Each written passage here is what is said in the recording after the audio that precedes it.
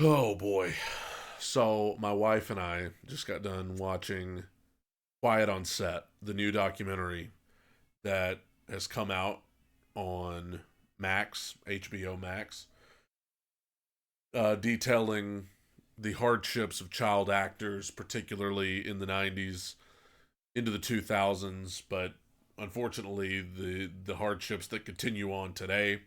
And man, it was tough to watch. Tough to watch for anybody, especially those of us who grew up in the 90s and into the 2000s watching shows like All That, The Amanda Show, Drake and Josh, iCarly, the list goes on and on. Very tough to watch that and hear what was going on behind the scenes, and in some cases what was going on right before our very eyes on screen. um Stuff that maybe we didn't pick up on as kids that maybe now we see it as adults and we're like, oh my goodness. There are times when you go back and you watch a show from a bygone era and you might hear things or hear about things associated with that show and you say, well, it doesn't age well. It's not something that would happen today.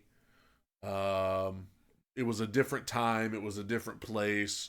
We didn't think of things then the way we do now, and sometimes that's appropriate, but to me, as I watched this is a case of this is not okay in any era. The stuff that was detailed in this documentary, some of it we had heard about before, but this was a more in-depth look. This is not okay. I don't care if it's the 50s, 60s, 70s, 80s, 90s, 2000s, 2010s, 2020s. It doesn't matter. This is not okay anytime. And it should never be enabled. It should never be defended when you are being predatory toward children, teenagers. That's the type thing that that's not just something that doesn't age well. That's something that should never be allowed. And so that was tough, I think, to hear about. And obviously, Drake Bell was a key part of this documentary, coming forward with his story for the first time publicly. And that's another tough one to watch a star that you grew up, I mean, watching and hearing just the horrendous things that he went through. I mean, my goodness. And there were numerous abusers who were talked about, and one in particular, the Drake Bell's abuser. I just you can't even imagine the details, of that situation, and then to go to court and have your abuser with 50 or more famous actors in his corner defending him. That's talk about adding insult to injury, pouring salt in the wound. And I will say that some of the names of actors that were mentioned are, some of them are actors that star on some of my favorite shows of all time.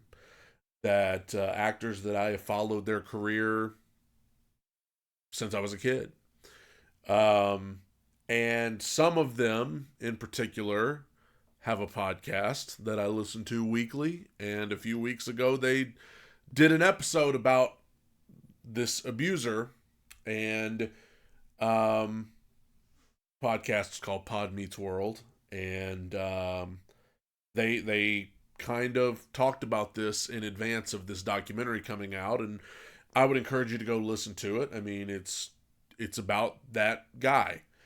And you know, in that podcast, I will say they didn't deny the fact that they wrote letters and they went there and stood in defense of him. They owned up to that, and they're in their 40s now, and they see the error of their ways, according to them. What they said, they've seen the error of their ways and they regret it, and they'll spend the rest of their lives regretting it. And ultimately, that's up to you to decide whether you believe that. I, I would guess that none of us know these people personally. So that's up to you to decide whether you believe that or whether you don't believe that. You're entitled to that opinion, as we all are. But you like to think that anyone who would be led astray by someone to the point where you would show up and defend someone who committed such a horrible act, man, you would hope that at some point it clicks just what they've signed up for. And that goes for the people listed that I've been fans of, and everybody else. You like to think. And man, it was just it was a tough documentary overall. I mean, I think that we were talking about, my wife and I were, after we turned it off, all of the child stars that we grew up watching, who, some of them were listed, Amanda Bynes, Drake Bell, and the list goes on and on. Disney stars too, who went on to have a really tough time with substance abuse and mental health issues and all sorts of other things. And they all have in common that they were child stars for Nickelodeon or Disney or wherever.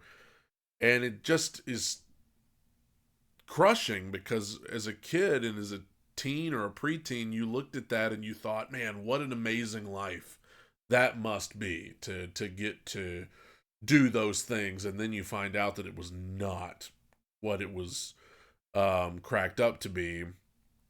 And you find out that, I think that's one of the hardest parts for people our age, the millennials, but any of us, is finding out that a time that you look back on with such fondness, you have to ask yourself, was it really that good?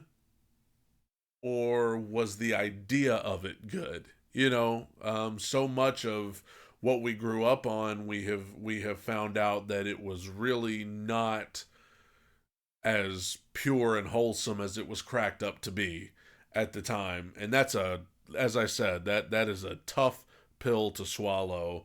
And you like to think that the people who do these sorts of things are going to be held accountable, and that they're going to be rooted out, and everything's going to be better than it's been in the past. And I hope, but then you just continue to hear stories, and you just don't know what to think anymore.